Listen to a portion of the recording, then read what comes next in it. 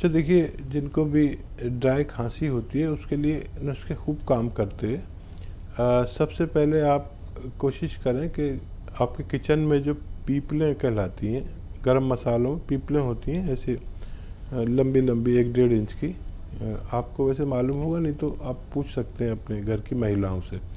तो वो आधी तोड़कर आप दांत से तोड़ें और उसे चूसते रहें, चबाकर खा जाएं। ऐसा ही आप दिन में 1 बार करें तो इससे ड्राई कफ में बहुत राहत मिलती है। और मुस्तकिल इलाज भी इसका है। अगर बहुत ज़्यादा प्रॉब्लम है तो माजून आर केयर आप 2-3-4 महीने लगातार इस्तेमाल कर सकते हैं। जी, ऐसे ही हकीम साहब के तजर्बे का फायदा उठाने के लिए हमारे चैनल हकीम सुलेमान खान को सब्सक्राइब करें और बेल बटन को दबाना ना भूलें, ताकि हकीम साहब के घरेलू नुस्खों से ज्यादा आप फायदा उठा सकें।